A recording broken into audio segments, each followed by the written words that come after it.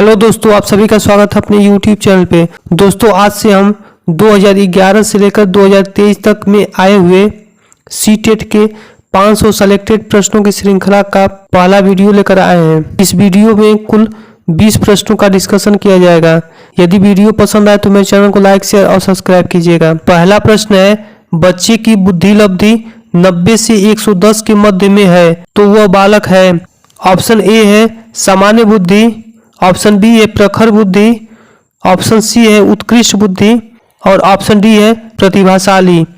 तो इस प्रश्न का उत्तर ऑप्शन ए होगा सामान्य बुद्धि। 90 से 110 के मध्य बुद्धि लब्धि वाले बालक सामान्य बुद्धि के होते हैं, वही 130 से अधिक प्रतिभाशाली होते हैं, जबकि 71 से कम जड़ बुद्धि वाले होते हैं। इस प्रश्न का इंपॉर्टेंट पॉइंट है, मानसिक परीक्षण शब्द का प्रयोग सबसे पहले 1890 में कैटल ने अपनी पुस्तक मानसिक परीक्षण व मूल्यांकन में किया था।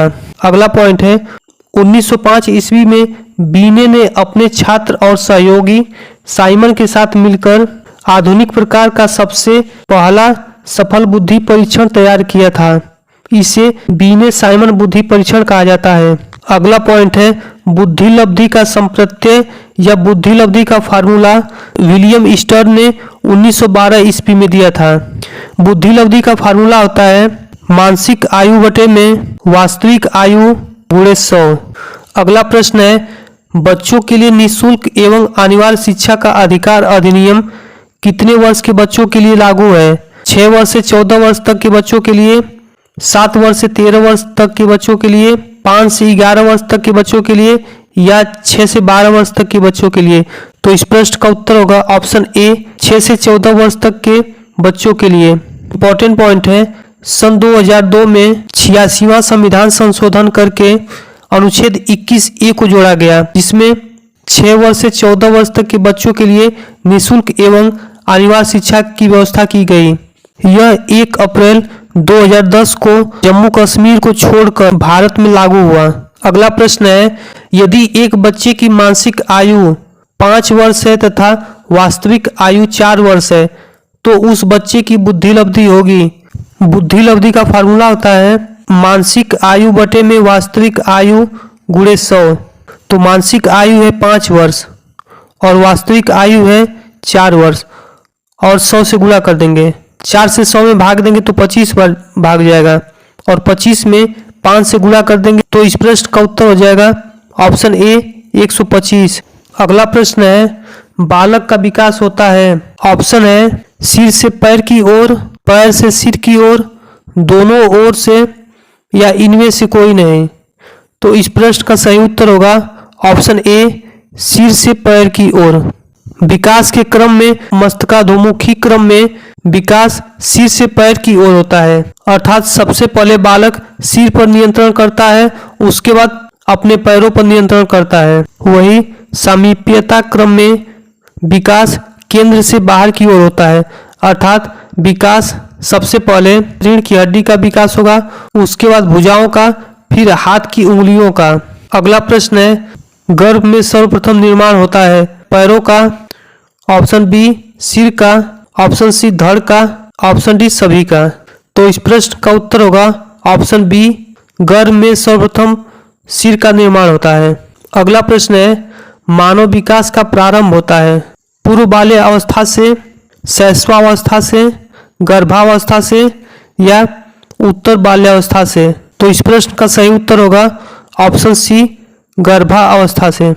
मानव का विकास गर्भावस्था से लेकर जीवन पर्यंत चलता रहता है। अगला प्रश्न है, जब एक शिक्षक यह समझता है कि स्वाभाविक रूप से लड़के गणित में लड़कियों से अच्छे हैं, यह दर्शाता है कि अध्यापक है। ऑप्शन है नीतिपरक, ऑप्शन बी है लिंग या जेंडर पक्षपाती, ऑप्शन सी है सही दृष्टिकोण वाला या ऑप्शन डी है शिक्षाप्रद वाला। इस प्रश्न का उत्तर होगा ऑप्शन बी लिंग या जेंडर पक्षपाती। आइए जानते हैं लिंग या जेंडर पक्षपात को। लिंग या जेंडर पक्षपात यह उस विश्वास को संदर्भित करता है जब कोई व्यक्ति एक जेंडर को दूसरे की तुलना में अधिक प्राथमिकता देता है, उसे जेंडर पक्षपात कहते हैं। अगला प्रश्न है, किशोरावस्था एक नया जन्म है, इसमें उच्चतर और श्रेष्ठतर मानव विशेषताओं का जन्म होता है। यह कथन किसका है? ऑप्शन है जॉन एन सिम्पसन का, गैसल का, स्टैनले हॉल का, या ऑप्शन डी है ग्रीड फ्रे का। तो इस प्रश्न का सही उत्तर होगा ऑप्शन सी स्टैनले हॉल का। स्टैनले हॉल ने किशोरावस्था को बड़े संघर्ष, तनाव व तूफान की अवस्था कहा। स्टैनले हॉल को किशोरावस्था का जनक कहा जाता है। अगला प्रश्न है जीन पियाजे के अनुसार संज्ञानात्मक विकास की अवस्थाएं हैं। ऑप्शन है 4, ऑप्शन बी है 3, ऑप्शन सी है 2 या ऑप्शन डी है 5। तो इस प्रश्न का सही उत्तर होगा जीन पियाजे के अनुसार संज्ञानात्मक विकास की कुल 4 अवस्थाएं हैं। आइए जानते हैं जीन पियाजे की कुल 4 संज्ञानात्मक विकास की अवस्थाओं को। पहला है संवेदीगामक अवस्था, जो जन्म से लेकर 2 वर्ष तक रहता है। दूसरा है पूर्व संक्रियात्मक अवस्था, जो 2 वर्ष से लेकर 7 वर्ष तक रहता है। तीसरा है मूर्त संक्रियात्मक अवस्था, जो 7 वर्ष से लेकर 11 वर्ष तक रहता है। और चौथा और आखिरी अवस्था है औपचारिक संक्रियात्मक अवस्था, यह 11 वर्ष से लेकर 15 वर्ष तक रहता है। अगला प्रश्न है किस मनोवैज्ञानिक के अनुसार विकास एक सतत और धीमी प्रक्रिया है? ऑप्शन है कॉल्सैनिक के अनुसार, ऑप्शन बी है पियाजे के अनुसार, ऑप्शन सी है स्किनर के अनुसार, या ऑप्शन डी है हरलाक के अनुसार। तो इस प्रश्न का सही उत्तर होगा ऑप्शन सी स्किनर के अनुसार। स्किनर के अनुसार विकास एक सतत और धीमी प्रक्रिया है। अगला प्रश्न है बालक का विकास किसका परिणाम है? ऑप्शन है वंशानुक्रम का, ऑप्शन बी है वातावरण का, ऑप्शन सी है वंशानुक्रम व वातावरण की अंतःक्रिया का, या ऑप्शन डी है आर्थिक कारकों का। तो इस प्रश्न का उत्तर होगा ऑप्शन सी वंशानुक्रम व वातावरण की अंतःक्रिया का। अगला प्रश्न है मैकडूगल के अनुसार मूल प्रवृत्ति जिज्ञासा का संबंध संवेग कौन सा है? ऑप्शन है भय, घृणा, आश्चर्य या भूख। तो इस प्रश्न का उत्तर होगा ऑप्शन सी आश्चर्य। मैकडूगल के अनुसार कुल 14 संवेग होता है। आइए जानते हैं 14 संवेग तथा उनके मूल प्रवृत्तियों के बारे में। मैकडूगल के अनुसार पहला संवेग है भय और इसकी मूल प्रवृत्ति है पलायन की, और दूसरा है क्रोध और इसकी मूल प्रवृत्ति है युयुत्सा की। तीसरा संवेग है भूख और इसका मूल प्रवृत्ति है भोजनावेषण की। मैकडूगल के अनुसार चौथा संवेग है वात्सल्य की और इसकी मूल प्रवृत्ति है संतानोत्पत्ति की। पांचवा है आश्चर्य और इसकी मूल प्रवृत्ति है जिज्ञासा की। छठा है करुणा की और इसकी मूल प्रवृत्ति है शरणागति की। सातवां मूल प्रवृत्ति है स्वामित्व की, जिसकी मूल प्रवृत्ति है संग्रहण की। मैकडूगल के अनुसार आठवां संवेग है आत्महीनता की, जिसकी मूल प्रवृत्ति है दैन्यता की। नौवां संवेग है आत्माभिमान की, जिसका मूल प्रवृत्ति है गौरव। 10वां संवेग है एकांकीपन, जिसका मूल प्रवृत्ति है सामूहिकता। मैकडूगल के अनुसार 11वां संवेग है कृति भाव की, जिसका मूल प्रवृत्ति है रचनात्मकता। 12वां संवेग है कामुकता, जिसकी मूल प्रवृत्ति है कामवृत्ति। मैकडूगल के अनुसार 13वां संवेग है प्रमोद और इसकी मूल प्रवृत्ति है हास्य की प्रवृत्ति। मैकडूगल का 14वां व अंतिम संवेग है घृणा का, जिसकी मूल प्रवृत्ति है विवृत्ति की। अगला प्रश्न है निम्नलिखित में से वंश क्रम संबंधी नियम है। ऑप्शन है प्रयासों का नियम, ऑप्शन बी है सीखने का नियम, ऑप्शन सी है समानता का नियम, या ऑप्शन डी है स्वास्थ्य का नियम। तो इस प्रश्न का उत्तर होगा ऑप्शन सी समानता का नियम।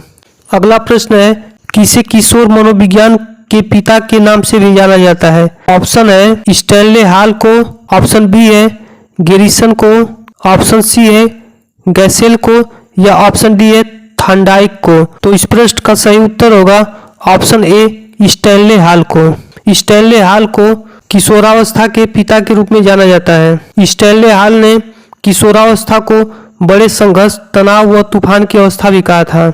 अगला प्रश्न है मिथ्या परिपक्वता का काल किसे कहा जाता है? ऑप्शन है शैशवावस्था को, बाल्यावस्था को, किशोरावस्था को, या प्रौढ़ावस्था को? तो इस प्रश्न का सही उत्तर होगा ऑप्शन बी, बाल्यावस्था को। रॉस के अनुसार बाल्यावस्था को मिथ्या परिपक्वता का काल कहा जाता है। अगला प्रश्न है, आधुनिक मनोविज्ञान का अर्थ है? ऑप्शन है मन का अध्ययन, आत्मा का अध्ययन, शरीर का अध्ययन या डी व्यवहार का अध्ययन। इस प्रश्न का सही उत्तर होगा ऑप्शन डी, व्यवहार का अध्ययन। आधुनिक मनोविज्ञान को व्यवहार के अध्ययन के नाम से भी जाना जाता है। आधुनिक मनोविज्ञान के जनक विलियम वुंश थे। अगला प्रश्न है, वाइगोत्स्की बच्चों को सीखने में निम्नलिखित में से किस कारक की महत्वपूर्ण भूमिका पर बल देते हैं? ऑप्शन है सामाजिक, अनुवांशिक, नैतिक या शारीरिक। तो इस प्रश्न का सही उत्तर होगा ऑप्शन ए, सामाजिक। आइए जानते हैं लेव वाइगोत्स्की के बारे में। लेव वाइगोत्स्की एक रूसी तथा जीन पियाजे के समकालीन मनोवैज्ञानिक थे। उन्होंने संज्ञानात्मक विकास के सिद्धांत का प्रतिपादन किया, जिसको सांस्कृतिक सिद्धांत के रूप में जाना जाता है। अगला प्रश्न है, बुद्धि के बहुकारक सिद्धांत का प्रतिपादक है? ऑप्शन है मैकडूगल, ऑप्शन बी है टरमैन, ऑप्शन सी है थॉर्नडाइक या ऑप्शन डी है बर्ट। तो इस प्रश्न का सही उत्तर होगा ऑप्शन सी, थॉर्नडाइक। थॉर्नडाइक ने बुद्धि के बहुकारक सिद्धांत का प्रतिपादन किया। अगला प्रश्न है, यदि एक बच्चा 16 को 61 लिखता है तथा बी और डी के मध्य अंतर नहीं कर पाता है तो यह है? ऑप्शन है दृष्टि दोष, ऑप्शन बी है मानसिक दोष, ऑप्शन सी है सीखने में अक्षमता डिस्लेक्सिया या ऑप्शन डी है मानसिक क्षय। तो इस प्रश्न का सही उत्तर होगा ऑप्शन सी, सीखने में अक्षम या डिस्लेक्सिया, क्योंकि डिस्लेक्सिया के कारण बच्चे 16 को 61 लिखता है और बी और डी के मध्य अंतर नहीं कर पाता है। आइए जानते हैं कुछ और अधिगम से संबंधित अक्षमता को। पहला है डिस्लेक्सिया। डिस्लेक्सिया में पठन संबंधित कठिनाई होती है। अगला है डिस्ग्राफिया। डिस्ग्राफिया में लेखन संबंधित कठिनाई होती है। अगला है डिस्कैल्कुलिया। डिस्कैल्कुलिया में गणित संबंधित कठिनाई होती है। अगला है अफेजिया। अफेजिया में भाषा संबंधित कठिनाई होती है। अगला है अलेक्सिया। अलेक्सिया में मस्तिष्क में क्षति के कारण पठन संबंधित कठिनाई होती है। अगला है अप्रेक्सिया। अप्रेक्सिया में गामक कौशल कठिनाई होती है। अगला है डिस्थीमिया। डिस्थीमिया में तनाव संबंधित कठिनाई होती है। डिस्मोर्फिया। डिस्मोर्फिया में भ्रम वाली स्थिति होती है। इस वीडियो का अंतिम प्रश्न है, प्रोजेक्ट विधि का संबंध है? ऑप्शन है डीवी से, विलियम से, किलपैट्रिक से या सैंडर्स पियर्स से। तो इस प्रश्न का सही उत्तर होगा ऑप्शन सी, किलपैट्रिक से। दोस्तों मिलते हैं अगले वीडियो में, तब तक के लिए धन्यवाद।